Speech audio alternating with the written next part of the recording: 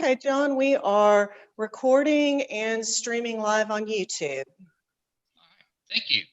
I want to welcome everybody to our specially called Planning Commission workshop meeting on October 30th at 11 o'clock.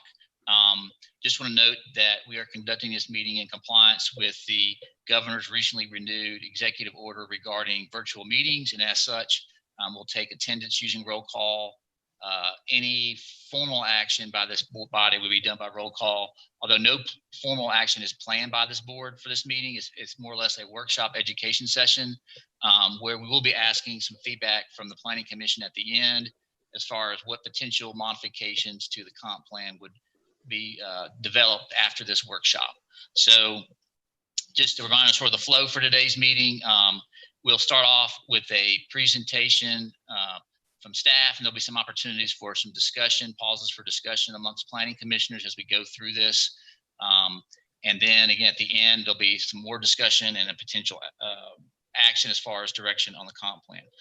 Staff with us today, supporting this meeting is Karen Rennick, Deputy Director Melissa Taylor, Director of Strategic Long Range Planning, and Courtney Geary is also part of Melissa's staff team in that department. As noted in the email, information has been posted on our website. The purpose of this meeting is to kind of review a report produced by Melissa's team titled the Multimodal Potential Report, and just kind of to give you all a snapshot. Actually, you know what? I need to stop there. I need to do a roll call, and I'll get into my introduction. I got ahead of myself. So let me do a roll call first. I'm going to kind of work through the order on our website. Is Blythe Bailey here? Yes. Okay, here, good, okay. Councilman Ledford? Thomas Palmer? Mary Hyatt? Yeah, I'm here. Okay, I think Adam Verone, I think he's out. He's not playing. Adam Verone, I'll mention his name. Jason Farmer? Here. Okay, Todd will be calling in later. Commissioner Martin? I'm here. Wild Coker? Here. Dave Matthews? Here. Chris Mabey? Here. Barry Payne? Here. And Ethan Collier? Here. Jimmy Parks, just make sure I didn't miss him. Okay, I do believe we have a quorum. I'm going to start off just giving us a few kind of opening remarks, and I'm going to turn it over to Melissa, who will set up the presentation with Courtney. Just as a reminder, this workshop is another opportunity to really see how our transportation and land use policies impact each other. The comprehensive plan and the regional transportation plan serve as our foundational policy documents that shape and inform our approach to land use and transportation throughout this region. While you all as a planning commission, we tend to focus mostly on land use policy and zoning decisions each month. We all know that those decisions can have an impact on the transportation system regionally and locally. And likewise, our transportation policy decisions and direction that's developed in that regional transportation plan impacts the decisions we make every month. So just as a reminder, we adopted the comprehensive plan back in 2016. I can't believe it's already 4 years old. This was our first deliberate effort to really more closely integrate our transportation and land use policy decision making. That development policy contained in that document was based on a set of assumptions that recommended certain development intensities based on the presence of certain transportation elements. It also noted the potential for certain types of transportation as a viable option. And that's going to be the focus. One of the elements of this presentation is, where do we think transit is really viable and where it's not? So anyway, following the adoption of this plan, we did have a recent update to the regional transportation plan about a couple of years ago that was adopted. And following that, staff also completed a people, paths, places study, which y'all remember was done about a year ago, and we did a kind of workshop on that. There's also a CARTA route study that was recently completed. And it's based on these new policies and studies that have been completed that we're seeing some lessons learned that have implications for our comprehensive plan policy. And Melissa will be discussing more details with you all about that during her presentation. So those have all been noted in this multimodal potential report that you received several weeks ago. And her team will be providing you an overview of that report, as well as how the comprehensive plan and the RTP engage with that. So I'm sure you all have read that report thoroughly.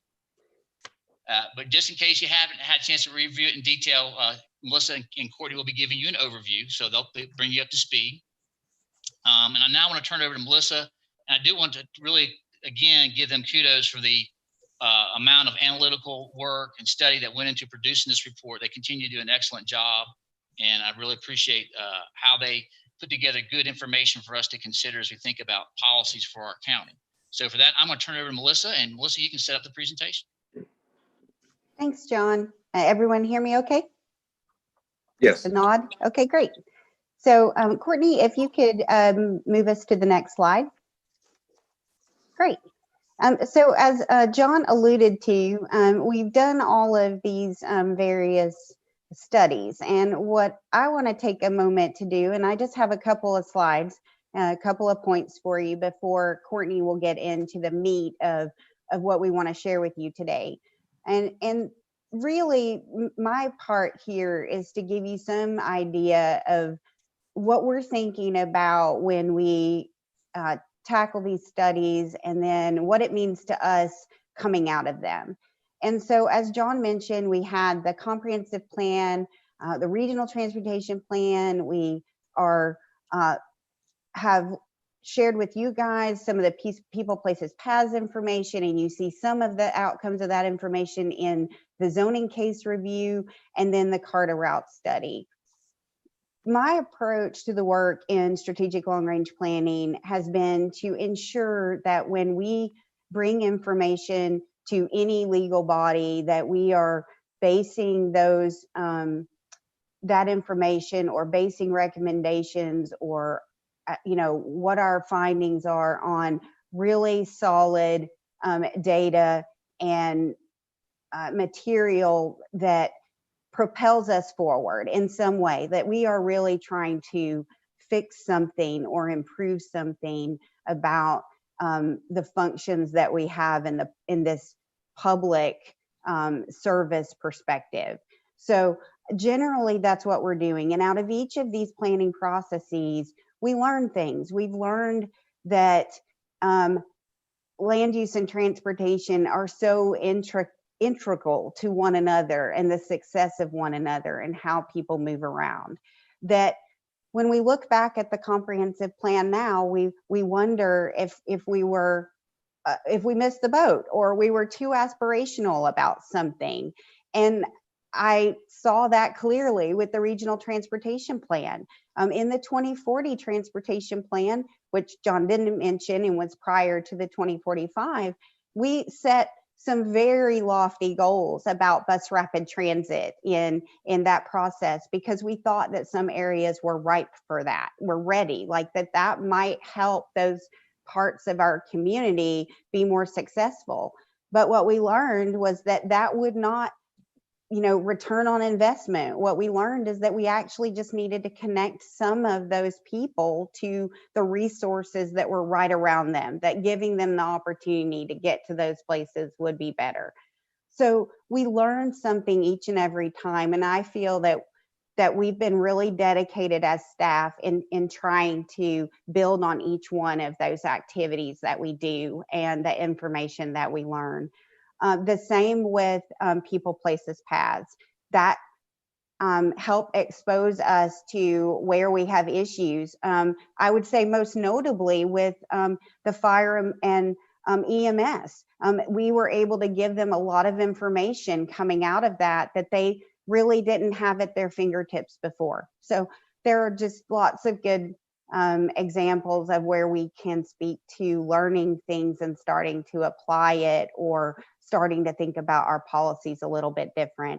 And I really do think that the comp plan is going to be another example of that coming out of this report that Courtney's going to share with you today.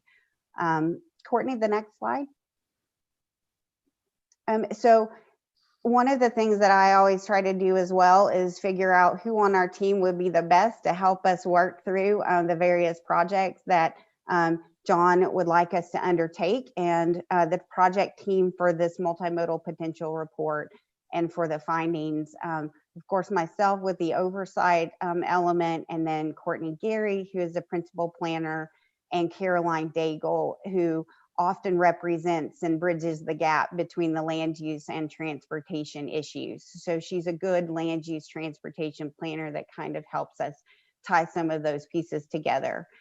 And I think that each of the staff brings a various different type of skill set too. So we often find ourselves dialoguing about different perspectives. And so I think that these reports, and particularly this one, you'll see that we have taken quite a bit of time to think through the outcomes and what it means to the comprehensive plan.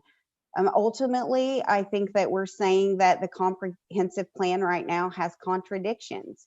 And what we would like you to see from the presentation are examples of those contradictions. And we, at a minimum, would like to move forward at a later date in reconciling, at least at a minimum, the things that are contradictions to ensure that our comp plan is an accurate depiction of where we're headed and what is factual about the methodologies and the information that we've provided. But there's also an element to this presentation and the discussion that we'll have about how can we do a better job planning for and linking the impacts of where we develop and our land uses and the transportation system. Maintenance is a big issue, as well as thinking through new transportation projects. And so we just want to be cognizant of that. And I think this report helps us do that. With all of that, I will turn it over to Courtney Gary for the remainder of the presentation. Thanks. Thank you so much, Melissa.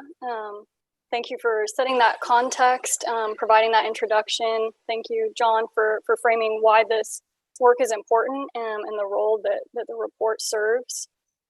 Just to reiterate a few of the points that John and Melissa introduced to provide you some more background on this report.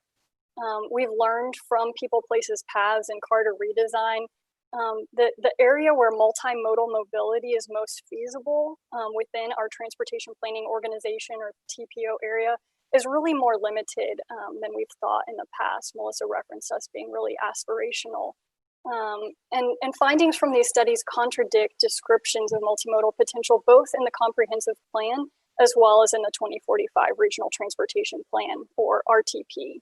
And as we prepare for our 2050 Regional Transportation Plan, and as part of ongoing biennial reviews of our comprehensive plan, we want to make sure that we resolve these inconsistencies so that RPA's land use and transportation plans are in fact aligned and are based on findings and facts from these recent studies. So the multimodal potential report addresses the steps that we're taking to resolve these inconsistencies. In the presentation today, I'll provide an overview of the report, which will include background on why we plan for multimodal transportation and the importance of integrating land use and transportation, summarize relevant findings from People, Places, Paths and CARTA ReDesign, discuss the transportation options that are expected to be available given these findings, identify contradictions between these findings and the comp plan and RTP, and conclude with some parting thoughts for this body to contemplate further through a dialogue that John will lead with you. So as John referenced, and I think Melissa referenced, at each section, at the end of each section, we've built in some time to allow you all to ask questions. So we really encourage you to dive in there. And if you don't have any questions, we have some specific questions for you all to make sure you're still following along with us. So to dive right in, we'll start out with some background. Why do we plan for multimodal transportation in the first place? First of all, the RTP is required by federal law to plan for an integrated multimodal transportation system. What do we mean by multimodal? Well, a multimodal system is one that offers a variety of options for people and goods to move around and get to where they need to go. The photo on the slide is a good example of multimodal system in action. You can see people walking across the street, including our own Commissioner Bailey. And you can see that behind them, they could hop on a bike share bike from the bike share station, or get on one of CARTA's electric shuttles at the stop there. Or they could drive and park in the parking lot. So walking, biking, public transit, driving, you name it, all these modes are part of a multimodal system. Because our current system in our area is largely auto-oriented, planning for a multimodal system often requires extra emphasis on making walking, biking, and transit feasible. The TPO has shifted towards a more multimodal approach with each RTP update, not only to comply with federal regulations, but also because we hear consistently from the public that they want to have more options for how they get around. You can see more detail in the report about that specific input that we've received. In addition, maintenance needs have forced the TPO to take a more cost-effective approach to solving our transportation challenges and shift our focus away from expanding roadway capacity and towards investing in multimodal options and maintaining the existing system. Finally, building connected communities with a variety of transportation options is one of the 6 comp plan goals, again, informed by that public input that we received. Moving on, some additional background on why we integrate land use and transportation. Well, as the diagram on the right from our recently produced TPO public education brochures, land use decisions have a profound impact on transportation and vice versa. For example, the location and character of growth and development determine in part how much demand is placed on the transportation network and how much personal choice among transportation options is available. Likewise, transportation infrastructure investments have the potential to direct and shape future development. The RTP is also federally required to promote consistency between transportation improvements and state and local planned growth and economic development patterns. One of the trends that the comprehensive plan grapples with in this arena is that Hamilton County's current overall development pattern is not compact and separates areas where residents live from where they work. And this pattern places demand on the transportation system for more road widening and reduces opportunities for other transportation options. So I'll pause there and see if anyone has any questions so far. And if not, we'd like to pose this question to you all. Do you see the decisions and recommendations that you all make as a planning commission affecting our transportation system? And in turn, how do you see the transportation system impacting your work as a planning commissioner? Hey, Courtney, I do have a quick question, and then I don't mind answering both these questions as well, just to jump in there. You had mentioned in the previous slide, or maybe one before that, that there was community feedback in regards to the desire for multimodal transportation being more than just cars. And so my question specifically is, do you find that that is based on certain feedback based on certain areas, or is that universal? And so I guess to be more specific, are people in Ooltewah asking for more options than just a car? Are people in Ooltewah asking for a bus? Or are people in Appleton asking for bike transit? Or is there some connection between the specific places inside of our county and their desires for options outside of cars? And then I'll just answer these. I think what we do as a planning commission has a significant impact on transportation.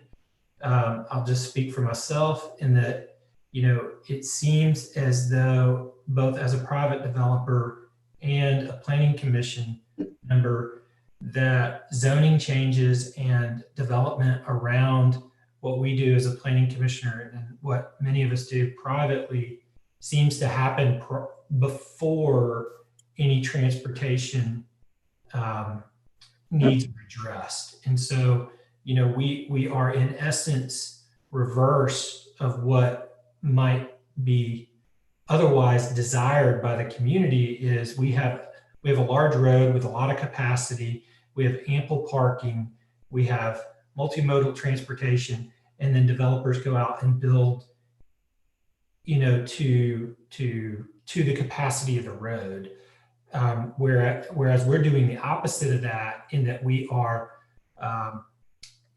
we're building and developing and improving zoning that may be beyond the capacity of those roads. And then after some period of time, I guess because of the revenue stream, there's, then capacity is brought online. So it feels like as planning commission, we're stuck between a rock and a hard place. We need a place for people to live and work and play, but our transportation network's inadequate.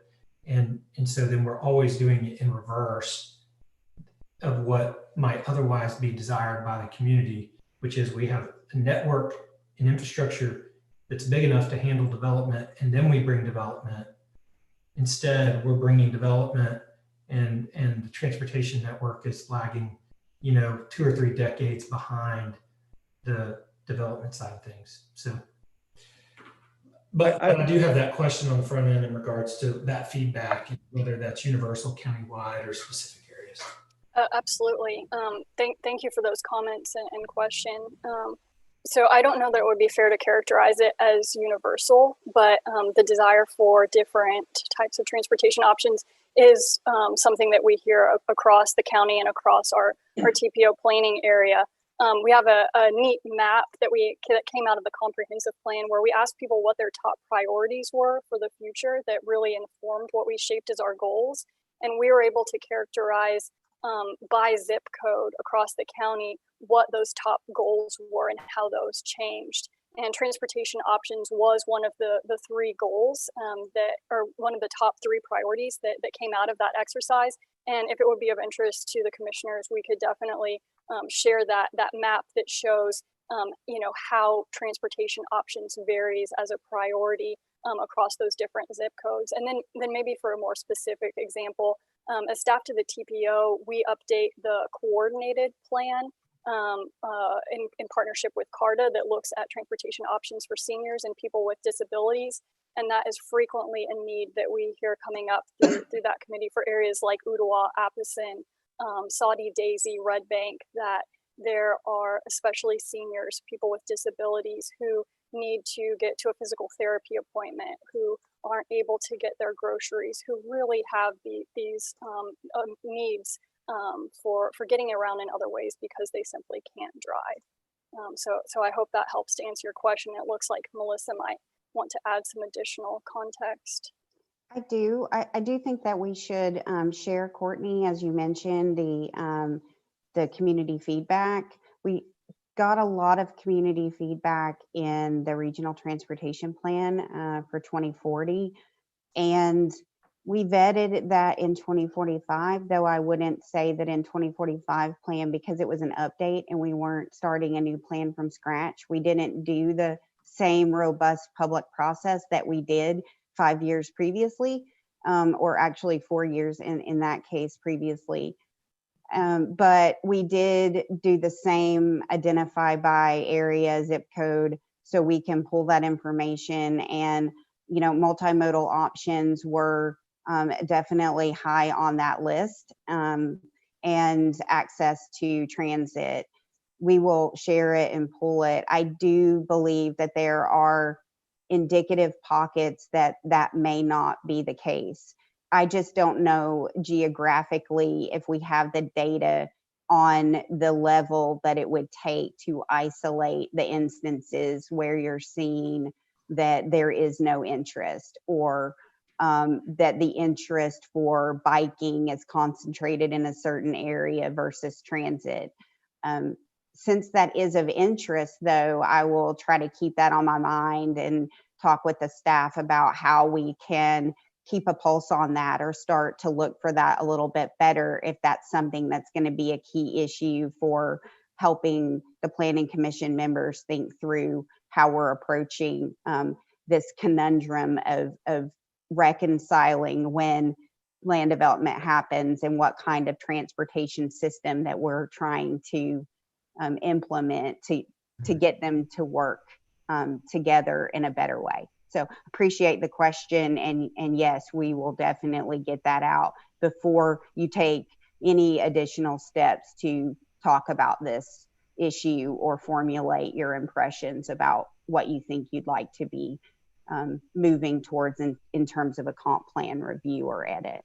Yeah, I see Jason's question, but I wanted to just follow up to that point. I mean, at Planning Commission, we sit through these 4 and 5 hour meetings where we hear the public talk about what it is they want every single time a zoning case comes up, especially whether it be large residential or large commercial. And I don't want to, sometimes I speak in like definitive, always, never. And of course that is not true. But so I just preface this statement by saying I'm going to say never and always, even though that's probably not exactly accurate. But we never hear people say, man, we're really frustrated with this development and because there's not a way to bike from here to there. It is always about their ability to get in a car and get quickly from one place to another. So I think as a planning commission, we are not hearing from the public at our public meetings that they would be never, and again, I say that I'm going to use statements like never have they said, hey, we would be in favor of this PUD if they had, bus rapid transit from the PUD to the Walmart. We are not hearing that feedback. What we're hearing is we don't want to see this development happen because the roads aren't big enough. There's too much traffic, it's too slow. So, or there's not enough parking, or, it seems to always be around a car. It doesn't seem to be around all those other things. So with that, I'll just turn it over to Jason. I see he's. If I get perfect transition to my answer to the second question, and I'll use a specific example, and that's the deal that we looked at, the case that we looked at maybe a couple months ago off of Webb Road. And the developer did not want a secondary access. The community did not want a secondary access. And because of complete streets or because of a transportation plan or however, that secondary access was drawn in as a condition. And I can think of a bunch of different examples where our role as planning commission, the transportation policy is often complicating a case, not just for the developer, but for the community as well, because of what they're trying to accomplish for whatever that policy is. In this case, it was, a complete streets type thing and a secondary access. So in my mind, I see a lot of this, I see the staff review of this a lot of times is enacting a policy that really maybe most people do not want. Thank you both for those comments. Ethan, it's really helpful to hear that perspective.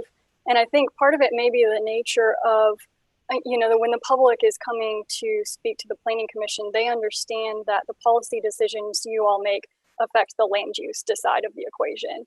To oversimplify things, by approving or denying a zoning case, it's not going to impact what transportation options they're going to have serving that parcel. And Jason, thank you also for that perspective. I think part of that issue may be the work that we need to do to educate the public about the trade-offs involved with these hard decisions. And like you said, how these decisions complicate each other. Because we might hear the public come to Planning Commission and say, we don't want this connection. It's going to bring more cut-through traffic through our neighborhood. And down the road, 2-3 years later, we may have the same residents living in the neighborhood coming to a regional transportation plan meeting where they know that we have the power to impact what kind of funding is invested in transportation options, and say, I wish that my kids could walk to school. And it's like, well, if you had a more direct route for them to walk from the school through that alternative connection that you didn't want, 3 years ago, that might be more feasible. But we're at a place now that decision was made, and it's not. So thank you for bringing both of those perspectives. And it is really a complicated issue. I think Commissioner Barry Payne had a comment or question. I had a question and a comment. Can you go to the slide right before this one? And I think the way I heard this is identified as, I guess, a problem. I don't know if it, and to me, I think that's part of is this a problem or is this a fact we're dealing? I mean, the fact that people want to, if as a commission, we're looking at the fact that people want to move out into the county, and are we saying we're trying to discourage that, or are we trying to address the fact that that's what they want to do, and let's make it happen the best we can? And I guess that's my question. Are we saying by this chart that this is a process that happens, we recognize it, and we need to get out in front of it and build infrastructure to deal with that? Or are we saying we want to discourage this because we're taking resources and putting it in, Birchwood? This is more of a question. I'm questioning why is this here, and what does it mean for us? What are we trying to accomplish? I think when this issue does become a problem is that when we have residents calling for road widening and we don't have the funding to implement that widening, that becomes a problem. And even if we did have the funding, I think there are some other unintended consequences often of road widening, that once the road is widened, that becomes a place that is more difficult to walk. It's harder to cross a wider street. There are sometimes safety issues with wider roads. So I think that's when this cycle becomes a challenge to face. Yeah, think I just think I'm sorry, go ahead. I'm sorry, Barry, if you want to add on to it. Well, I was just going to say, I think you have to take this. I mean, a lot of people recognize the challenges that were just brought up, but that's what they mean. All I'm saying is, don't get smarter than the market. People have a funny way of knowing where they want to live and how they want to live, and we need to be cognizant of that. And at least in my mind, I'm more interested in trying to make it palatable and good for people to make whatever choice they want to make, rather than forcing them to make something that we want them to do, I guess is my whole point in this. And Commissioner, I completely agree. I think that the regional planning agency's job and so much of our work is really to understand what our community wants and needs, and to be able to share information that helps people understand the impacts of those decisions. So I do agree that people should be able to live where they want to live, and that is their choice. I think what happens sometimes when life is moving so quickly and all of our work compiles onto one another, we don't always get the opportunity to address the circumstantial impacts of all of the decisions being made on a continuous basis, right? Day after day, month after month, we're making decisions both on the transportation side and the land use and development side. Therefore, it's important that we take a step back and take stock in where we are and help the public understand what may or may not be available to them at any given time based on the situation that you're talking about. So you're making choices, and we want the public to have choices. I really think that, honestly, in Hamilton County, I think we have a vast array of choices of where people can live. And I think that works to our advantage. I think that's a positive thing.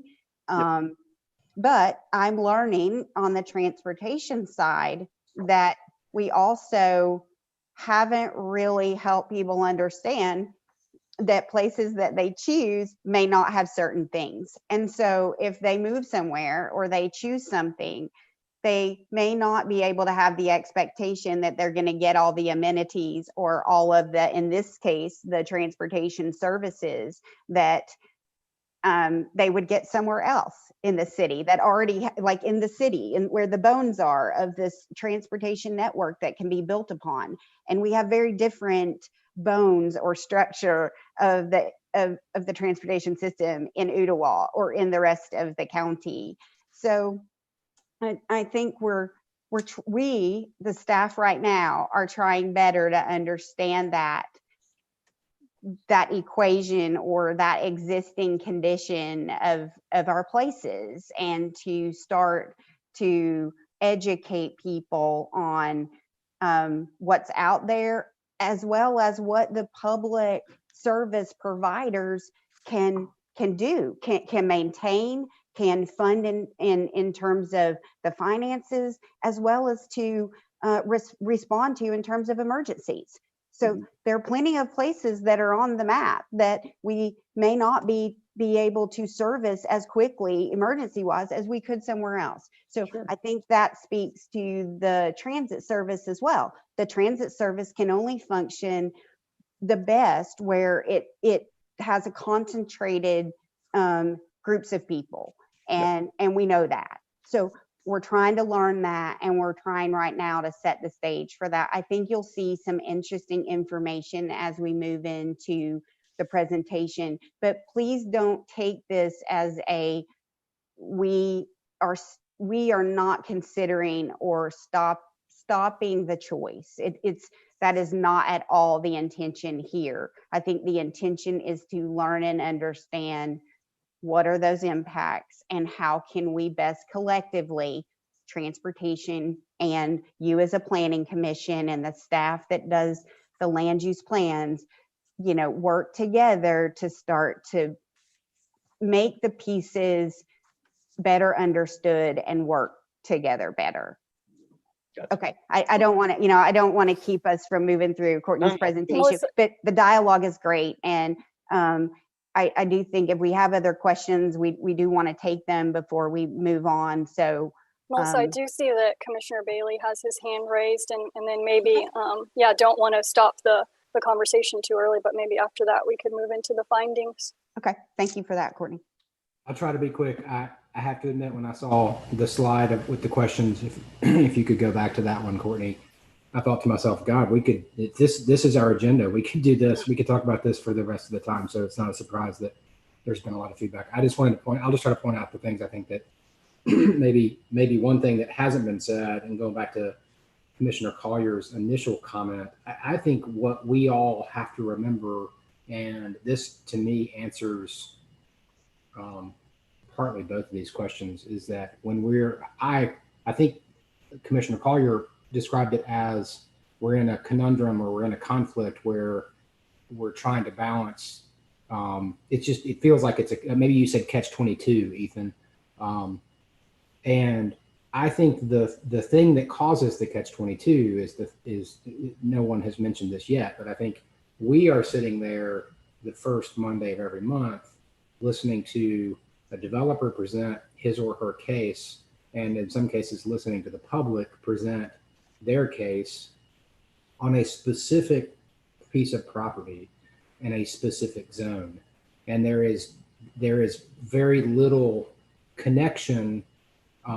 It's harder for us to reference the perspective that was established when the plan was performed for that area. And I think that's one of the reasons, for what it's worth, why I try to, and I do this probably once or twice a month, I try to generally support the recommendation of the staff, because I think the recommendation of the staff is the closest thing that we have to the point of view that was received when there was a plan that was being done. And the fundamental difference between those two is stark, because you've got people there who are worried about the extra traffic that the development is going to cause. You've got a developer there, or their engineer or their architect, who's there trying to do what their client is wanting them to do, which is to get this zoning passed so they can do their development. But the perspective of how this project or this zoning change either changes the recommendations of the plan or changes holistically over the span of many, many years, how the area works and how people move around in it and how people live in it, is not in the room. The closest thing that we have in the room to that is the staff recommendation, because they look at the plan and come up with what the recommendation should be. So in my mind, that's the conflict. And I think that's our biggest challenge. I do think that I also wanted to address, I think, and I'm not a planner professionally, but I do think, and I didn't hear you say this, Courtney or Melissa, but I do think that obviously somebody that lives in Ooltewah is expecting that 99.9% of their trips are going to be done by car, versus somebody that lives in a mixed-use building on 8th Street probably does make trips by foot or by bike. So there clearly are geographic differences in terms of what's realistic. But I do think that, generally speaking, all people, regardless of where they live, want an environment that they can walk around in. And I think that's, just go look at how many tourists go to places that you can walk around in. I would be willing to bet that every single one of us, when they go on vacation, they partly look for that sort of thing. They want to get off the plane or get out of their car, and they want to be able to walk where they can go. So I do think that people live where they want, but I don't think someone who lives in Ooltewah is making a statement that they always want to drive. So I do think there's a general belief, and I think that's born in the feedback that is gained in the comp plan, as well as each of the area plans, that are consistently everybody, I think, and correct me if I'm wrong, Melissa or Courtney, but I think generally the feedback from residents and citizens that participate in these plans, whether it's the White Oak plan or the Area 3 plan, want an environment that they can walk in. And so how do we get an environment that you can walk in? You establish policy that helps enable that. And some of those policies, the one that's very important to me is connectivity. And Mr. Farmer, you referenced the Webb Road case. I think that was a very clear case where the policy requires some possibility for connection. And that policy is in place because of larger, more holistic desires of the community to have walkability. And that wasn't represented in the room at the time that we were considering it. So it ended up looking like, I think from your perspective, based on what you said, it ended up looking like we're out of touch. Like the community comes and they say they don't want connections. The developer comes and they say they don't want connections. So why wouldn't we do that? Well, the reason we wouldn't do that is because the broader community desire is to have walkability. And if you don't have connected neighborhoods, you don't have walkability.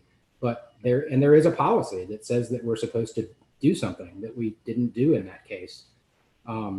So I think I can stop there. Like I said, this is a conversation we could continue, and I know y'all got 25 slides to go. So I could say more, but I won't. I'll go on mute and leave it alone for now. And I think there'll be plenty of opportunity to hopefully, revisit and have continued dialogue about these issues as we move along. So thank you for everyone's comments and the discussion. Yes, thank you all for being willing to engage in such a robust dialogue with us so early into the presentation. I think that's often hard to do virtually, so thank you. So, Courtney, can I interrupt just briefly to confirm that Todd Lehman is in the meeting? And Todd, are you able to speak?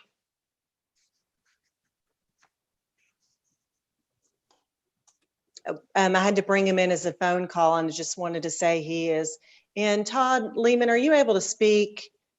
I can ask to unmute you.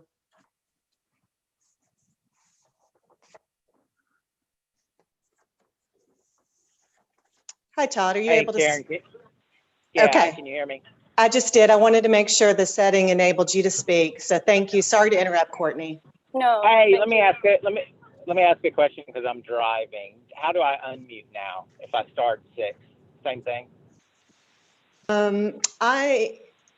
Sorry, you should be permanently set to be able to speak.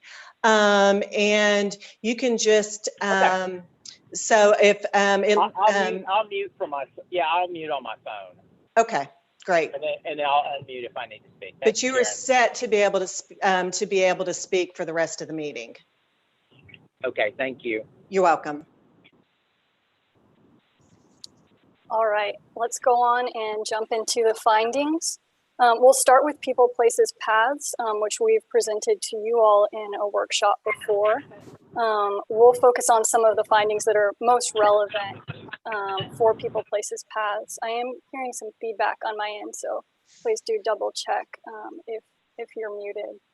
We'll start with the block length analysis that's shown in the map on the right. And what we learned from that analysis is that few areas in the county have connected networks of short blocks of 600 feet or less, which are the most conducive to walking, biking, and public transit. The 600-foot blocks are shown in dark green on the map, and some parts of our county have block lengths of predominantly 2,000 feet or more, which are shown in red.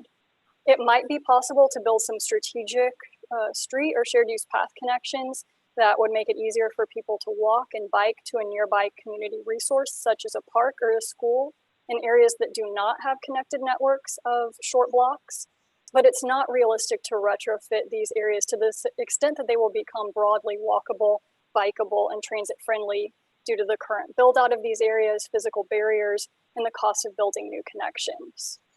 Now we'll turn our attention to the walkshed analysis. The map on the left shows that the area that can be reached within a half-mile walk of a bus stop in CARTA's current transit network varies widely based on the connectivity of the street network. You can see the bus stop walksheds in blue that cover a larger area are more walkable, with those in orange being the least walkable. And this analysis didn't even factor in whether there's a comfortable place to walk along the street or whether there are safe and convenient places to cross the street. It was based solely on the area that can be reached within a half-mile walk along the street network. Moving on, what did we learn from the CARTA redesign? Many factors outside of CARTA's control, such as lane development patterns, strongly affect transit's usefulness. There are 4 key ingredients to the built environment that determine whether transit will be able to serve an area effectively. They include density, how many people, jobs, and activities are near each stop. Walkability, can people walk to and from the bus stop? Linearity, can transit run in reasonably straight lines without having to deviate? And proximity, does transit have to traverse long gaps between destinations? There's a limited area within the TPO planning area that has the necessary built environment ingredients for high ridership transit. CARTA redesign is still under review due to uncertainties associated with the pandemic and its impact on transportation and public engagement. But based on input CARTA has received so far and direction voiced by their board, they have developed a draft long-term transit network designed for implementation by 2035. The network primarily focuses additional resources on maximizing ridership by improving frequencies, or how often a bus is coming, and spans, or how many hours a day and days a week the buses are running, in areas with the best combination of those 4 key built environment ingredients, where transit can operate most effectively. Those areas are covered by red and dark brown lines in the map. They represent transit routes with frequencies of 15 minutes or less. The blue lines represent 30-minute frequency routes, which cover the next most transit supportive areas. These are the next candidate areas that could be increased to 15-minute frequencies beyond the 15-year time horizon, and if additional funds were to be made available. The rest of the routes are 1 hour or greater frequency. These routes are in areas that are not conducive to high ridership transit, but they do serve the important purpose of offering a lifeline service to people who have no other option. However, with a bus only coming every hour or more on these routes, they are not an attractive option for people who can choose to drive instead. So the area that can be served effectively is much more limited than what is currently described in the comprehensive plan and the 2045 RTP. And even CARTA's long-term network is aspirational. It hinges on establishing a downtown transit center to allow for time transfers between low-frequency routes, potentially at Shuttle Park North or in the vicinity, as well as a 70% increase in CARTA's operating budget. But this plan is still more realistic than transit projects identified in the 2045 RTP and areas identified in the comprehensive plan as having the potential to be transit supportive, which I'll discuss in more detail a little later in the presentation. So we'll pause again here and see if you all have any more questions you want to pose at this time. I know I've been throwing out a lot of transit jargon, trying to define it for you, but are there any questions so far about the terminology or the transit planning concepts we've discussed? Courtney, I've got a quick question on the transit planning. Who pays for CARTA? And is it required for a plan to include bus transit? What drives that? I mean, what originated it? Where's the importance? What's the obligation of the county to provide it? Just help us understand what we're talking about when we're talking about CARTA and any future expansion, how that fits into our plans. Yeah, I can begin to answer that, and then I might ask Melissa to jump in and pick up anything I might have left off. CARTA has a very diverse revenue stream. The county does contribute some money Locally, it's primarily the city that's contributing to that funding. They receive federal grants to run the system, but the federal funding that they receive is primarily for capital improvements. There are some they do have operational funding as well, but often the challenge with trying to expand a system is that there is generally more federal funding available for capital improvements than there is for operating and continuing to maintain the system. In terms of, and then, fair revenues play into that. And in our case, here in Chattanooga, the Incline Railway is sort of a unique funding stream for CARTA. In terms of an obligation to plan for transit, as I mentioned in the beginning, as part of the regional transportation planning, we do have that federal requirement to plan for an integrated multimodal system. And because of our status as a metropolitan planning organization and one that has a population of greater than 200,000 in our area, we do receive designated urbanized area funds that CARTA is the designated recipient for. So we do have designated federal funding for transit and for transit planning for our area, for which CARTA is the designated recipient. I'll let Melissa jump in to pick up any pieces I may have left off or mischaracterized. That answered my question well. Can you go back one slide? One more. Okay, so if it's so important that there be density to, as such an important ingredient to, this form of transit,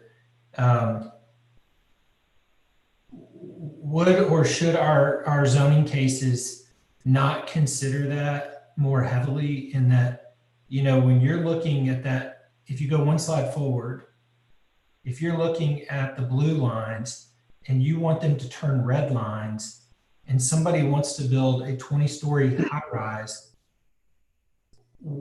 the best way to turn it red is to let them build a 20-story high rise. I mean, the same with those green lines to turn into blue lines, we would have to be approving zoning cases that allow for higher density. But, again, we're faced with, a public showing up saying, no, we want our R1 neighborhoods to stay R1 and we want a 7,500 square foot lot minimum. I mean, we cannot have any kind of logical conversation about turning those lines any other color unless we're willing to, have different zoning regulations and or, a different response at Planning Commission, City Council, and County Commission that would allow those lines to change color, right? Yeah, I think that's a great point, and something that maybe helps to add some additional context around that is that Jarrett Walker, who that previous diagram and who is his consulting firm is the lead on this plan, he has mentioned to us through our workshops surrounding developing this plan that communities often overemphasize density. And yes, it is one of the key ingredients and one of the most impactful ways that our zoning decisions and our land use plans can have an impact on transit. But the blue lines are the next most transit supportive areas. We still have issues with these areas. Still cover areas that have smaller walk sheds in large part due to the connectivity of the street network.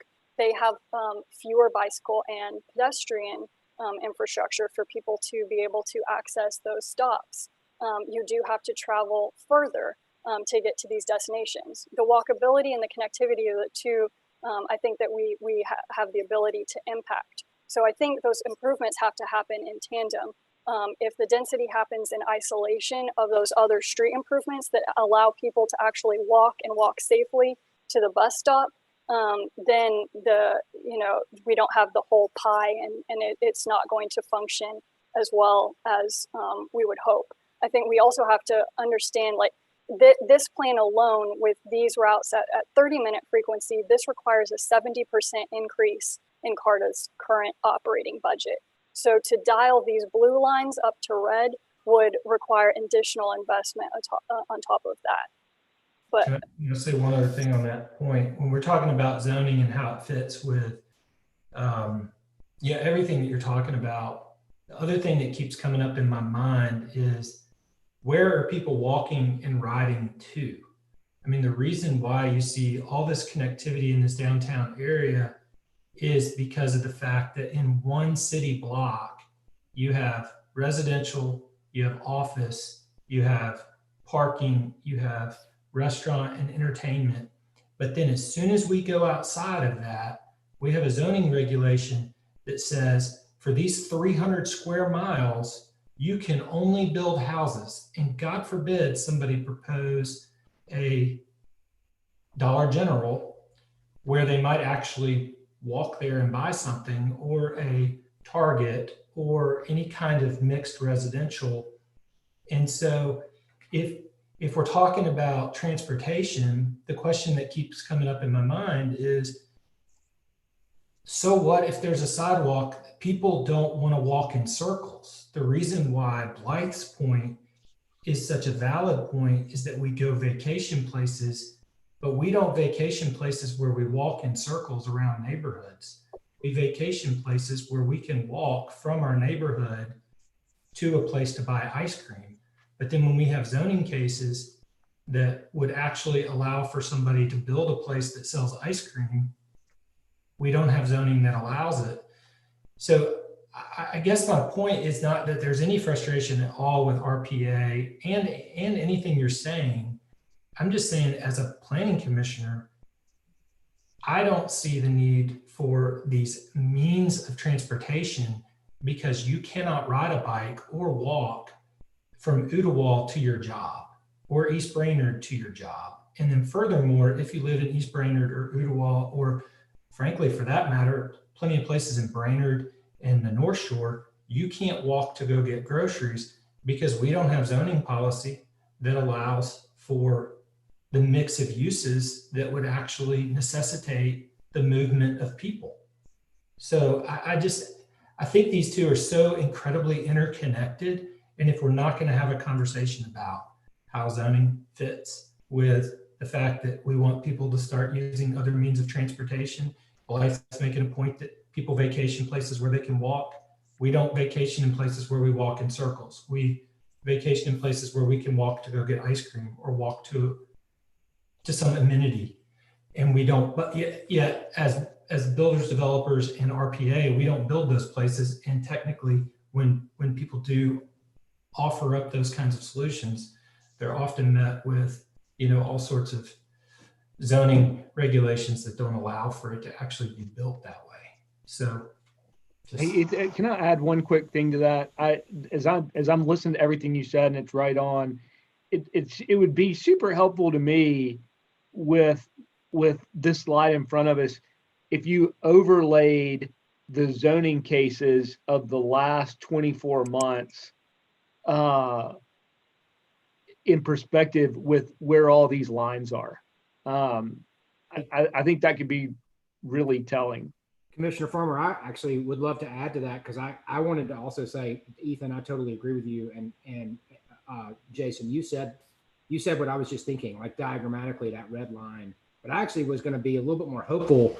I think the issue is much more specific, but it's closer to our grasp. And it is, I think that, and responding to Mr. Collier's comments, I think that you're absolutely right. I think the places where the high frequency transit is planned need to be places where there is zoning tools to support the kind of density that is transit oriented.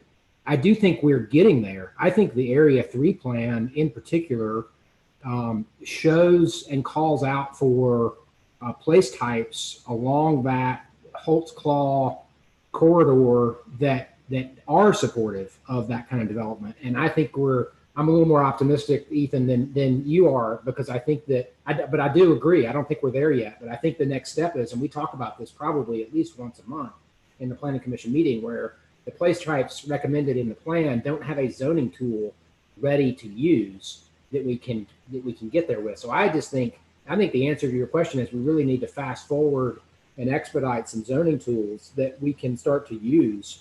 Last month, I think I mentioned, we were talking about an urban general commercial project that is really not an urban general commercial. It was an urban general residential.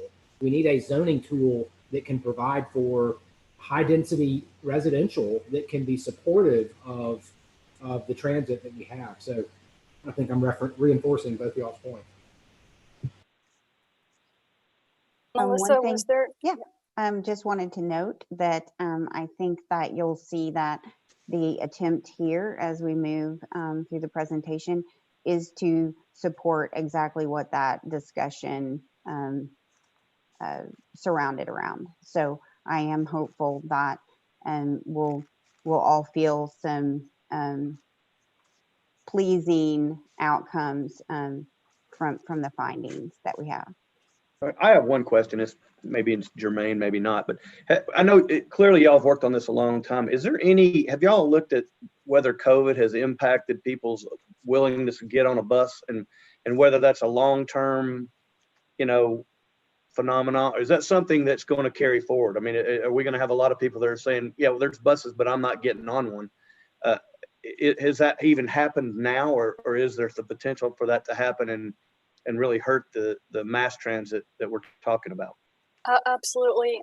Commissioner Payne, you raise a great question, and one that's been on the forefront of my mind. And I've been trying to track all of the research on the subject and the thoughts on the subject that I can. One that has been optimistic to me is that the research so far is showing that transit hasn't been spreading COVID in the type of way that we anticipated that it might. If any commissioners are interested in some of that research, I'm happy to pass that along. But all that is beside the point if people think that it's dangerous to ride transit and unsafe to do so and make the decision not to ride transit because they think they'll get sick.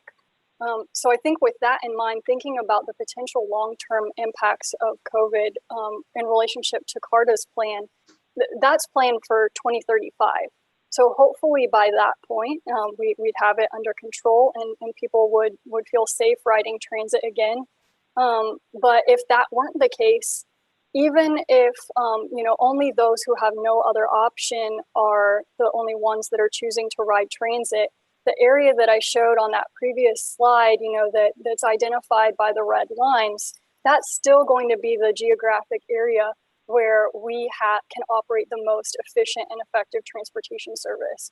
And often the people who we rely on to be running our community and keep it functioning smoothly are those who depend on transit. The people, checking you out at the grocery store, the people working at a food processing plant, staffing our hospitals. So, even in the case where only the people who have no other option are the only ones who feel comfortable riding transit, this is the area where we can serve those people most effectively, help them get to their jobs, and keep our community running smoothly. So whatever goals CARTA's board dictates to them are most important to achieve, this is the area where we can run a transit operation most smoothly or effectively. I hope that addresses your question. Anecdotally, because I haven't probably spent as much time as Courtney looking at the COVID transportation data that's out there, but I will say that one thing that I've seen more so than anything else was a spike in walking and biking. And I think it speaks to Commissioner Bailey's point about, people want to move around and they want to be able to go places. When the pandemic hit and shutdown occurred, what happened is that people no longer had the need to use their cars, or if they did, there were no places to go in their areas. So if maybe the mixed use, to Commissioner Collier's point about mixed use and having a variety of options available in an area and paired with walking or biking, you would see the ability of people to be able to get out and get daily services that may not be dependent solely on an automobile infrastructure situation. So I just wanted to throw that out there. I mean, that is some findings that have been shown, and it does seem to be that there was a clear spike in that particular type of circumstance. But obviously not enough information do we have to paint a clear picture of that for anyone right now. The long range transportation plan is expected to address some of those things as we get into that planning process next year. Melissa and Courtney, let's first thing I'll announce that Councilman Ledford has joined us, and love the discussion. This has been very good. But to make sure we have time for the end for discussion, we do the on kind of go all the way to the end. So I think we have one other discussion break, but let's kind of work straight through that so we can kind of get to the wrap up discussion. So just note that. Again, I want to say it's been an awesome discussion, but I also want to get to the point where we can kind of, y'all can give us some direction on how we move forward with the comp plan update. Okay. Thank you, John. So looking now at transportation options expected to be available, both CARTA redesign and people, places, paths, again, have given us a more realistic understanding of where that's really going to be feasible. And for the purpose of this report, areas with high multimodal potential are defined as the areas where it is most likely to be feasible for people to be able to walk, bike, and or use transit to access most of their daily needs. And this map identifies areas with high multimodal potential in dark purple and moderate multimodal potential in light purple based on these findings and the TPO's inventory of bicycle and pedestrian infrastructure. And the area with high multimodal potential meets one or more of the following criteria. It's either within the half-mile walk shed of transit stops with 15-minute frequencies in CARTA's draft long-term network, the half-mile walk shed or 3-mile bike shed of the downtown core, or an area with a connected network of short blocks with pedestrian and bicycle facilities connecting to the downtown core. Any area that doesn't meet these criteria for high multimodal potential, but is within the half-mile walk shed of transit stops within with 30-minute frequency in CARTA's network, is identified as having moderate multimodal potential, shown in light purple on the map. This isn't, however, to suggest that walking, biking, and transit trips will only occur in these purple areas. And we'll get a little bit more into that, what we would expect beyond these areas in this slide. So these areas outside of the dark and light purple areas in the map, we've identified as predominantly autocentric. They may have 1 hour or greater frequency transit identified by the thick gray lines in the map.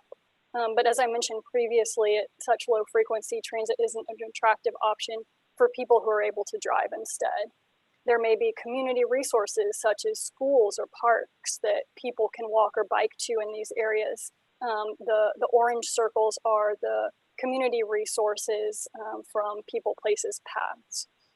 And there may be areas similar to Cambridge Square where people can park once or walk from nearby residential developments and walk to multiple destinations. Nonetheless, it won't be feasible for most people to walk, bike, and or use public transit for most of their trips in predominantly autocentric areas in the next 20 plus years. Even so, pedestrian and bicycle infrastructure still serves a purpose in these predominantly autocentric areas. In particular, it helps improve access to transit and community resources. We'll go ahead and skip into the contradictions. So these findings related to the multimodal potential of the TPO area contradict current descriptions of multimodal potential in the comp plan.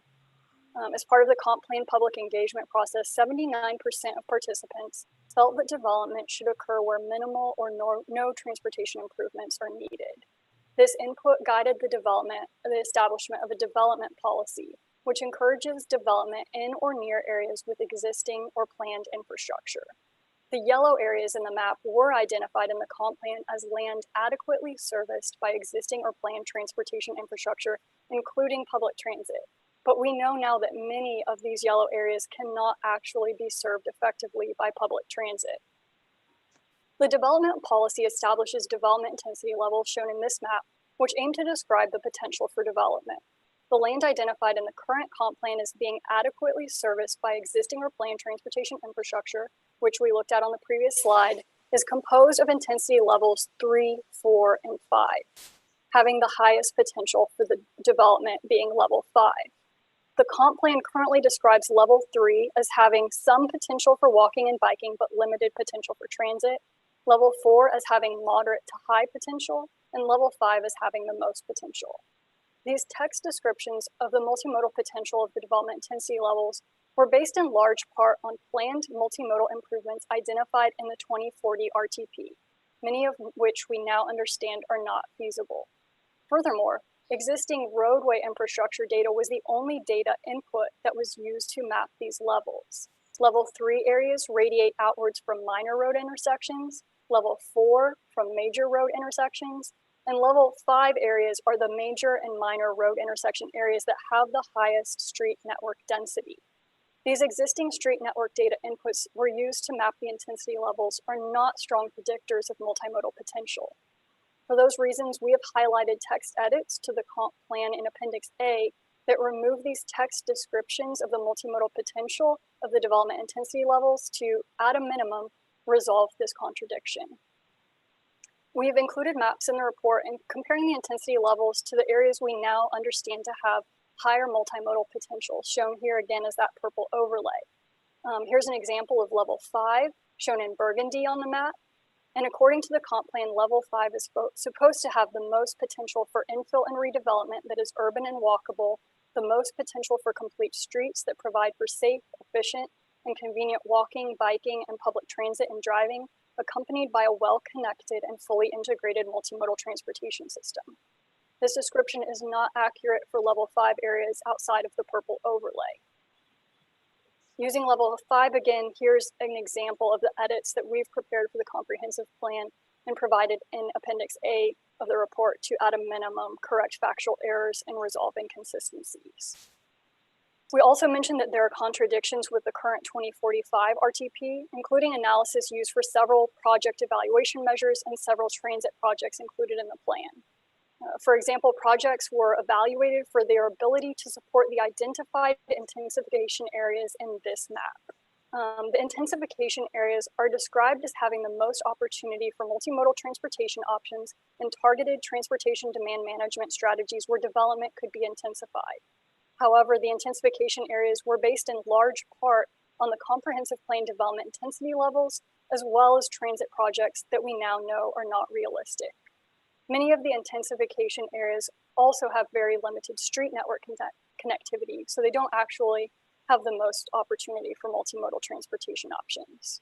We will be updating the project evaluation measures for the upcoming 2050 RTP to make sure they are consistent with the findings from these more recent studies and work with CARTA to make sure transit projects in the plan are consistent with the final outcomes of the redesign.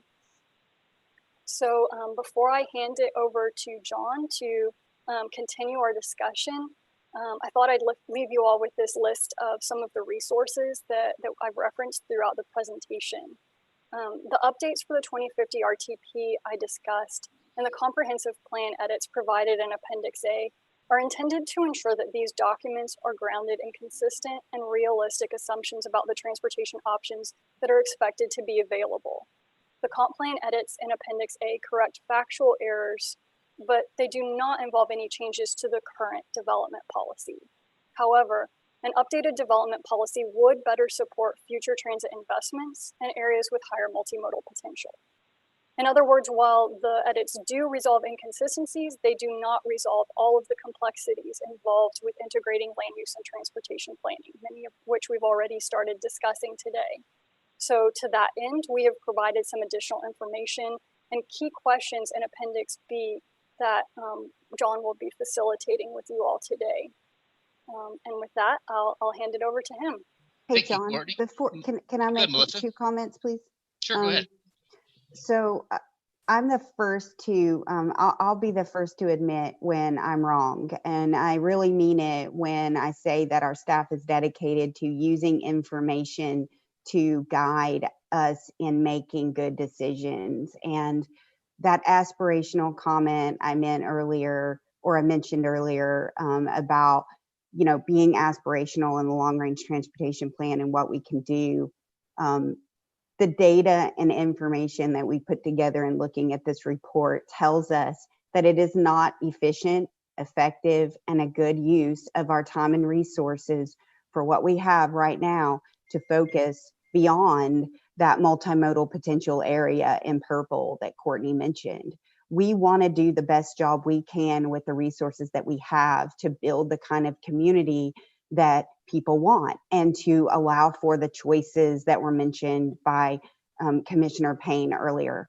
That is what we want to do, and we have to understand the community better. And I feel like this is what we are trying to do, and focus on that area where we are going to see the most potential to build out and provide that effective multimodal community where it makes the most sense, and where it's most feasible.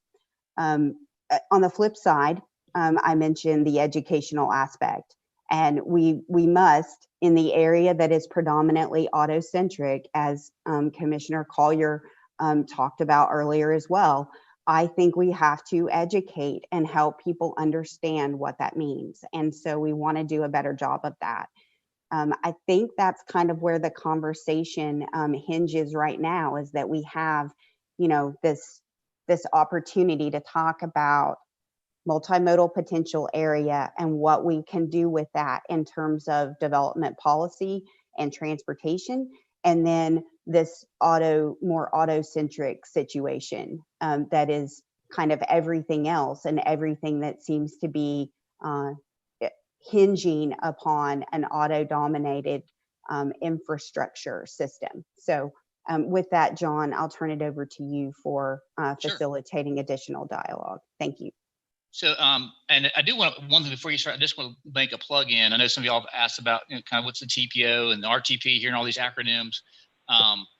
There is a major effort that Melissa's team staffs as well as Karen Rennick, called the Transportation Planning Organization, and they are constantly doing work on setting regional transportation policy and working on the transportation improvement program, doing a lot of transportation work. And I know clearly, because we have our own work that we do every month, and we can't always get involved in all of that, but I think it's important to be aware of what's going on. So like you say, as we sit in those monthly meetings, and certainly we try to do that when we do our area planning work, but when you're looking at zoning cases, to understand kind of at least big picture what's going on with the regional transportation plan. And the reason I'm putting a plug in for that, we are just now starting the early work. There will be some public meetings starting in August, right, Melissa? Is that correct? Yep. Yeah. So we just want to let you know about that. I think it's can I one caveat to that. Sure, we will have we are putting out educational materials now to prepare people for the types of topics that will be discussed in the planning effort. And then also there will be webinars and pop-up events or activities, so much as COVID will allow us to do, that will bring sort of the idea behind shaping up goals and objectives and getting an understanding of what people are interested in and what people desire from their transportation system pre-August. So between, I would say, June or May and August, there will be some of those other activities that are happening. So what we'll do maybe as part of our PC updates, we have our monthly meetings, just let y'all know where we are with that so y'all can engage. Because I think it's so important to have situational awareness, even though we make a decision on the case each month, understand kind of at least where our policies are and where they're headed. As well as I think opportunity for you all as Planning Commission to give feedback to that RTP process, right? It's not just a tail wagging the dog. It's also you all sitting in your seat looking at, Commissioner Payne, you mentioned the thought about, hey, folks, are we trying to prevent development from happening out here? Or are we trying to figure out how to catch up to what's happening where the market wants to go? We need to hear that as well in the RTP planning process, because all that's part of the public feedback in terms of how we think about addressing this from a policy perspective. So jumping into the policy side, I think the first question, I'm gonna kind of, because I know we're running out of time. I think the first question, actually, I'm gonna get, do y'all have any, as far as the edits that staff mentioned, what we're proposing right now at this point would be to put together some edits to the comprehensive plan that essentially take out those contradictions. They don't change the land use recommendation. All they do is say, hey, we're not going to say that there's going to be transit out in some of these areas because it's not likely to happen. So we're trying to be more realistic in terms of what those multimodal transit-oriented opportunities are and some of those intensity levels. Do y'all have any concern about us developing an amendment around that piece or questions about it?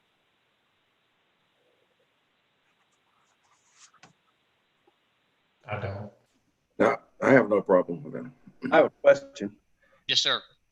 So when you do this, is that going to inform, I guess, are we using this to say, we don't have the potential for the transit system that we thought. So therefore, a piece of property in Saudi Daisy that Does prior not to this, change- doesn't change anything as far as the property owner wanting to change his property, zoning, anything like It that. does not change the land use recommendation for those intensity levels. It only reflects the description of what the transportation resources are for each intensity level. I do think that's the next question. I want to get to your point. That's the next question I want to have as part of this wrap up, because I think that's another piece of this. But right at this point, I think all we're talking about is, I'll call it more housekeeping, setting more realistic expectations for what we know is likely to happen. And again, this will be just an amendment that you all are going to look at. You're going to have to deliberate and choose whether or not you want to adopt that amendment or not.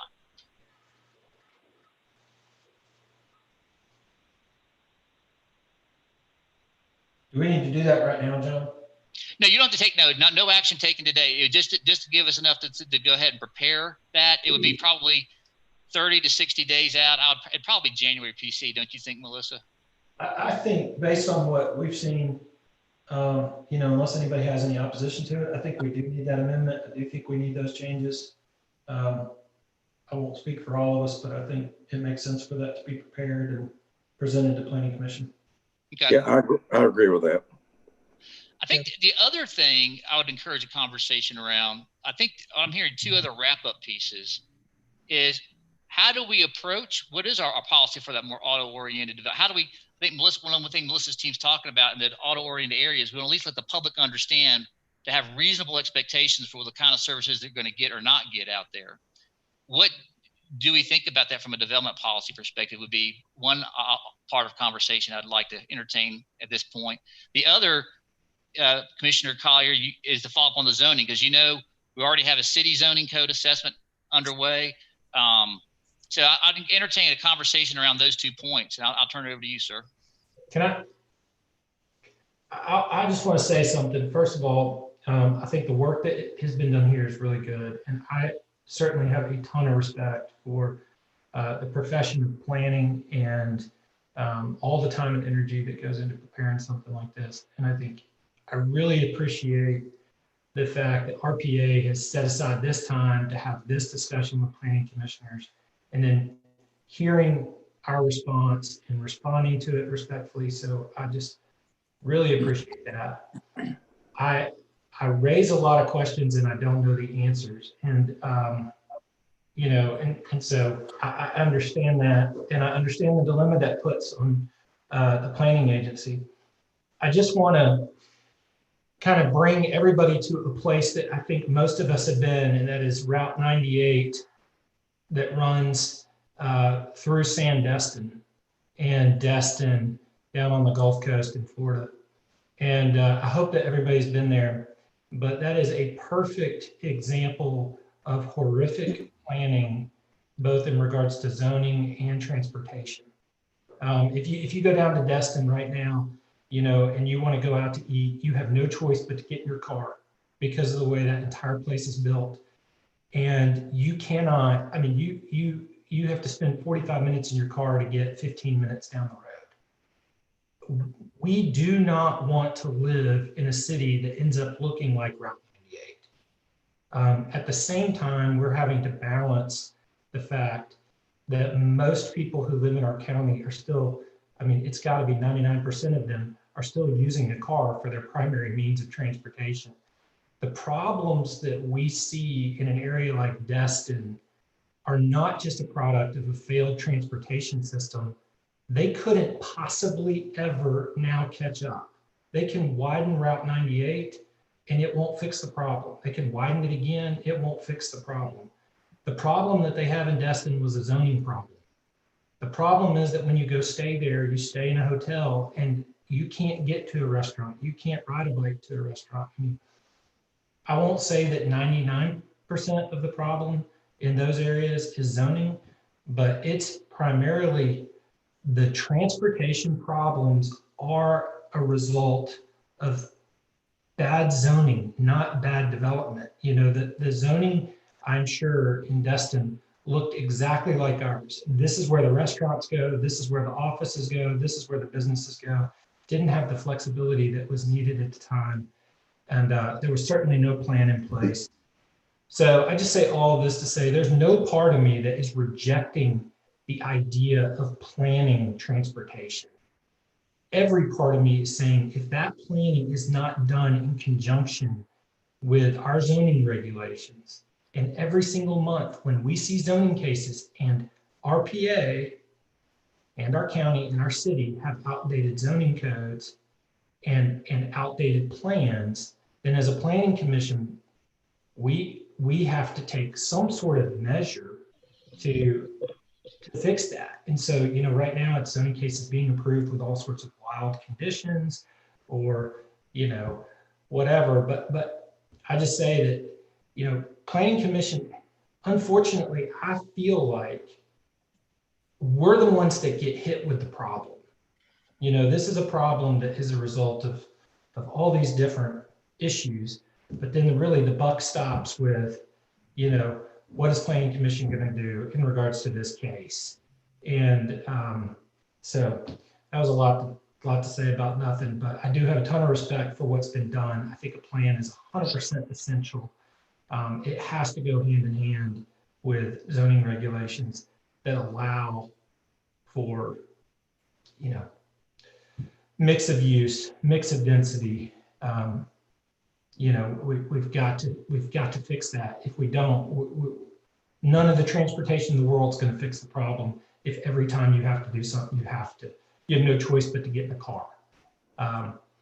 We're never going to catch up. We can't fix it by widening the roads, and building bike lanes isn't going to fix it either. I mean, we've got to fix the zoning so that somebody has an option to go out to eat and walk to it. In order to option, we don't need a bus route. We need zoning that allows a restaurant to go in really close proximity to all that residential. So I'll leave it at that. I'll put myself on mute. I won't talk again. Can I add to I that? was hoping Blythe would jump in on that. I Yeah. see your hand, Blythe. Can you hear me okay? Yeah. I just wanted to add, I think I'm concerned, John, about the question, but I do think, to echo what Ethan said and what we said at the beginning, I will also say, I think we all have to be realistic about what bike facilities or sidewalks can really do for our community. And so I think the concept that you've proposed is that, hey, we've got this map. It shows a purple area, and the purple area is the place where multimodal transportation has a potential to matter. And the places where it's not purple, it doesn't have the potential to matter. I think that's a valid concept. But what concerns me is that we would then, it's almost like a toggle switch. You're either in or you're out. And if you're out, it kind of makes me want to ask, well, what are we doing then? Because those problems still exist. Like the Destin example, I would make an argument that Destin is a unique, hyper problematic area that is the result of planning and zoning and transportation policy that exists everywhere. I mean, what happened in Destin can happen anywhere. It's not just zoning. I think it also is transportation. It's how was development allowed to occur over time in a way that resulted in a certain land use pattern, as well as how those properties were connected to each other. And the basic idea in Destin is that it's a big, huge road. And that's the only place that you can move around. You can't go property to property because they're not connected to each other. So it is transportation and land use. And so I'll stop with just sort of maybe, I think in concept, what you're after, John, is really good. CDOT struggles a lot because we get a lot of questioning, maybe from Councilman Ledford or from developers. Why are you making us build sidewalks where there are no sidewalks? Or why do you care about bike lanes off of Highway 58? And I'm not out of touch. I get it. Nobody's going to ride their bike from the Highway 58 area to their job in downtown. So that is a real struggle for us. And so to create a sense that there's different areas with different contexts and different rules that go, I think is really, really sensible. But I do think we have to be very, very clear about this is the issue for me. It's not multimodal or transportation. It's all one system. And the system has to be connected, and it has to provide different choices for people in whatever that context is. And as long as we keep doing that, I think we create a reasonable opportunity for us to plan smartly for everybody no matter whether they live in Ottawa or Highway 58 or East Chattanooga or downtown. We have to be thinking about all these things together. John, I wondered if, question. oh, yep. Please go ahead, Commissioner Payne. Well, I was just going to say, I agree. I think there's clearly been a lot of work and it's good and it's necessary. And I just would want to say, keep in mind as you start developing this transportation plan going forward that, you know, it's important. And I've heard, you know, educate the consumer, which is true, but I think it's also important to let them educate us. And the fact that we do have multiple options for people right now is key to this. When we, you know, if there are people who make decisions as a consumer every day, whether they want to live in close proximity to multiple, you know, options for transportation, it's available to them. But many of them, even with it being available, they choose to live Saudi Daisy or Birchwood or places that there's only one means of transportation and they're happy with that. And a lot of people going forward, I know, and the staff does a great job of trying to bring in people's opinions. And I think we probably do a better job than most communities that I'm aware of in that. But in my opinion and what I see is the vast majority of people are not going to get involved in that process. They get involved when a yellow sign goes up across the street from their house, or when something they consider to be an emergency mode causes them to get involved. But they speak and they let you know what they think by how they act every day. And there's a large number of people that are quite happy and content and wish to have their option to be outside of the multimodal transportation and want to be out in a rural area, or not even rural. They like traditional subdivisions, you know, where you get in your car and you drive to the grocery store. I mean, that's it may not be trendy, but there's still a lot of people that like that. And I just say that as we go forward, keep their opinions in mind, even though they're not there to state their opinion. They're saying it when they buy houses all over the county, because that's what they're buying in a large part. Thank you. I have a question. That's well put. Doing the hand thing or not. I've been holding up for a while.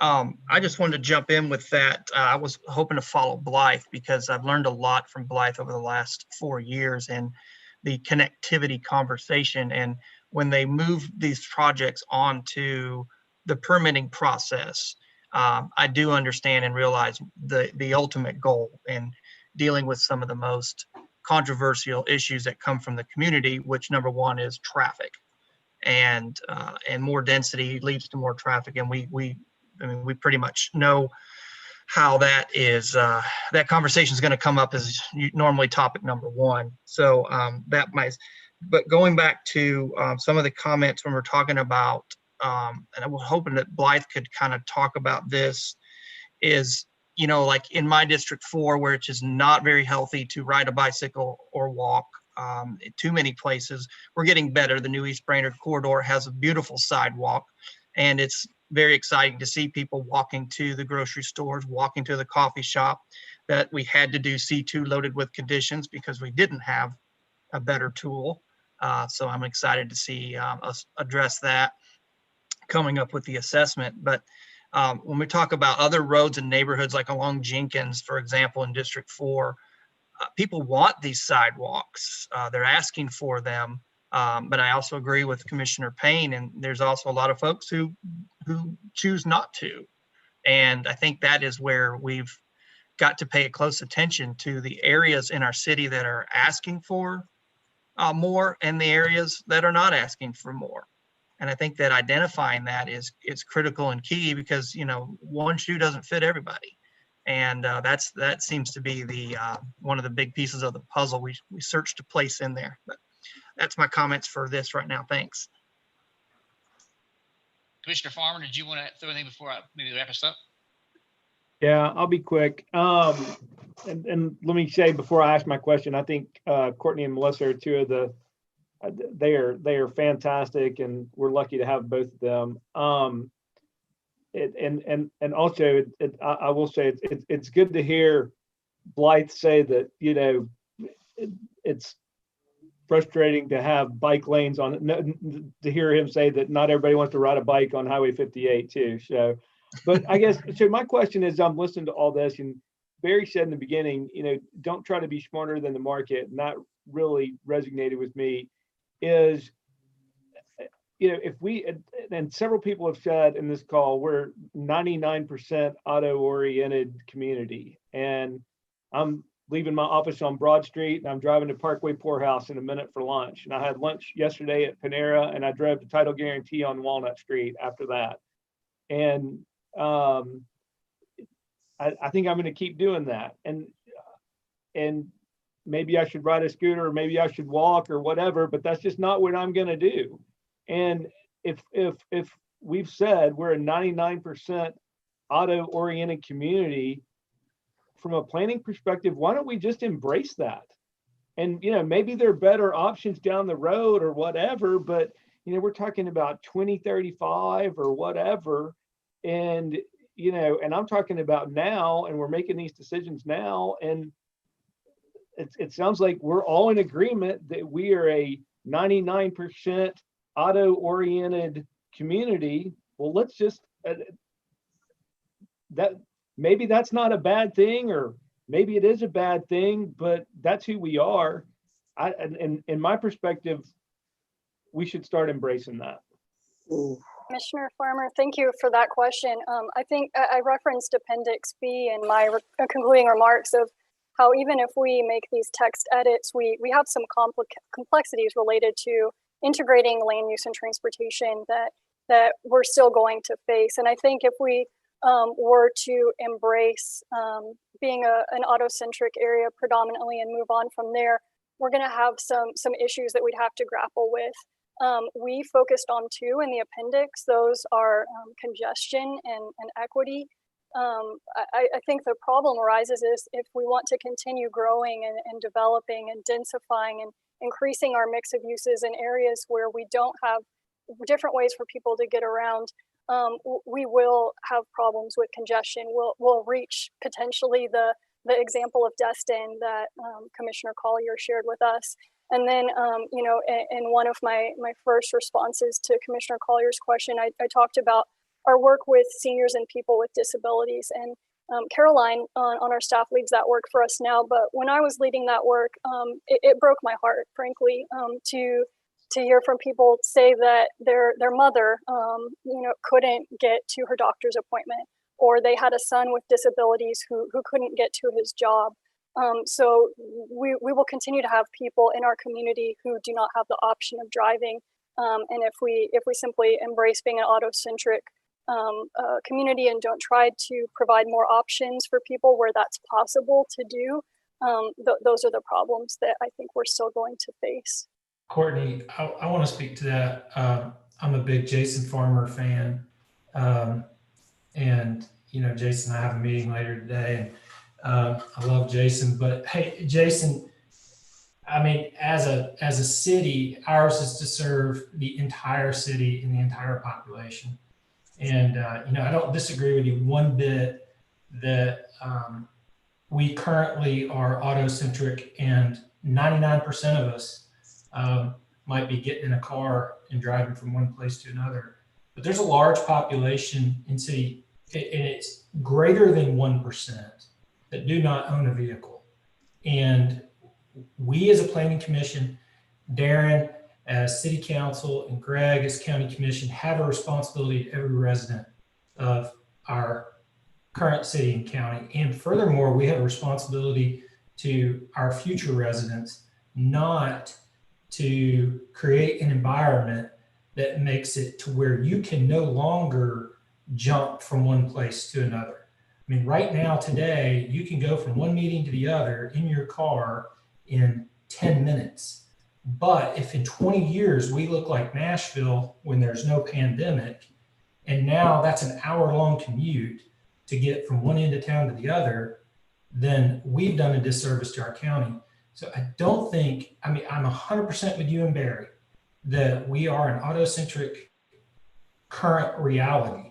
But that planning process and melding our zoning and transportation together as we make decisions is important, so that we don't end up creating an environment that makes it difficult for you to be able to do what you're going to do in the next 10 minutes, 20 years from now, And we have just as great a responsibility to the 1 or 3% of our population that does not own a car as we do to every single resident that owns a car. That's just my 2 cents, but I do love you, Jason and Barry. Well, let me just add to that real quick. And I'm not necessarily CARTA's important. Everything, I agree with everything you just said, Ethan. I really do. And I was texting you in a side conversation that, you know, we should be incentivized to develop along CARTA bus routes. And I've spent a ton of money building sidewalks, you know, so I'm not anti all of this stuff. I'm just making the point of today in October 2020, we're 99% auto-oriented society. And I just feel strongly that we are forcing a lot of it feels forced to me, forcing a lot of these multimodal decisions that seem premature at this point. That's all I'm saying. Well, I mean, I know there's a lot of other people on this call, but what about 20 years from now? What if in 20 years we look like Nashville and now you've lost the option of going to Panera because we don't have multimodal? And today you can jump in the car and drive to Panera in 4 minutes, but 20 years from now, that's a 35-minute commute. I don't think, in my mind, I don't think anybody's arguing against multimodal. But there's not I can take you to parts of Nashville that look like Birchwood. I mean, there's places in Nashville that you can get away. I mean, what is called Nashville, it's not downtown Nashville, but I think the value is having multiple options for the consumer. There are people 20 years from now who will want to be multimodal just like there are today, but I would imagine 20 years from now, there will be people that want to live in what we consider to be a suburb setting as it is today. And I think the challenge or what we ought to be looking at is how to accommodate both. That's great. You know, I don't think it's one or the other. And I think trying to sit here and determine, it's hard enough to do what we're trying to do for today's consumer, but try to figure out what people are going to want 20 years from now. I think what we should be trying to do as a plan, and any plan should have flexibility built in it to accommodate whatever the direction. Just like COVID, a year ago, if we'd have been sitting here talking about mass transit taking a 25% drop in ridership, nobody would have seen that coming. And who knows what's going to happen over the next 20 years. That's why I think it's important to let the market build out the way it builds out, obviously with constraint. I'm not saying it's the Wild West, but I do think you need to allow for people that want to live in a suburb setting to have that available to them, as well as people who want to be able to walk out their front door and walk 10 feet to a Panera. I think that's great too. You know, I think that the idea that we're mandating it is the problem. I think providing options is exactly what we need to be doing. Well, this has been great, y'all. Thank you for the discussion. And I think I would entertain, I know we got enough on our plate the next couple, maybe a follow-up workshop, talk about some of the zoning and land use policy applications of kind of what we discussed today. If y'all are interested in that, maybe sometime in January or February. I think we'll learn from the Chattanooga zoning code assessment at that point. What do y'all think about that? Maybe sometime in January, February, have a sort of a follow-up on thinking about from a area planning. I'll know this, you'll be getting an update shortly on our Area 11 plan, which is the East Brainerd, and these same topics are going to come up. So I think it's been a good starting point, primer. We will move forward with the recommended update to the comp plan, at least updates. Again, doesn't change the land use policy, just talks about the more realistic expectations for transit. And I'll follow with Chairman Collier on maybe how we set up some kind of future workshop session on thinking more specifically about the zoning code and land use policy pieces to go with it. Does that sound like a plan? Speaking of planning, is everybody ready to go get some lunch? Mr. Chair, or John? Yes. I'm sorry, I couldn't raise my virtual hand when I'm host. I just want to note that we did advertise this as a public meeting. And just to note, people could sign up in advance to speak or send written comments. We did not have anyone do that, which is why we have not held a public hearing section of this meeting. But I did want to note that we did do that. Just no one took us up on that. And second, just that the governor's extended the virtual meeting order. So we will be continuing with virtual meetings through the end of the year. Okay. Thank you for that update, Karen. Does anybody have any other business before we adjourn? John, I do have one thing that Yes. I feel like it's an action item. I did put it in the chat box when we were moving along, but Okay. our staff does owe the Planning Commission a follow-up with details about community input from various locations across Hamilton County. Sure. I think that some of our TPO input you're going to see will come in the form of a larger boundary, but we will try to put that together. I also think framing that with respect to these locales and putting some additional context to the locale is helpful. It sounded like that helps frame up an understanding of where we're talking about when we think about the zoning code and we think about zoning code updates or changes to that perspective. So I'd like to do that in advance of that January. So just know that since we promised that, I'm committed to delivering whatever we need to do to kind of shape up that picture for the commissioners. Melissa, I also heard an interest in seeing a comparison of the zoning cases on a map to the CARTA lines, and I think that's something we can definitely deliver. And then I noticed in the chat pod that Blythe asked that we announce to this body that Melissa recently received a national recognition from the Association of Metropolitan Planning Organizations. She was awarded the Excellence in MPO Staff Achievement Award. The nomination was prepared by our staff, and so I appreciate all the thanks and the comments and the appreciation you have made for all of us in the meeting today, and want to know that, let you all know that Melissa has been recently nationally recognized as well. Congratulations. Congratulations. Big star in our group. We're happy to, very proud of her. Thank you very much. Thanks, Thank Blythe. you. All right, anything else before we adjourn? I'd entertain a motion to adjourn. Second. All in favor? Aye. Aye. Thank you.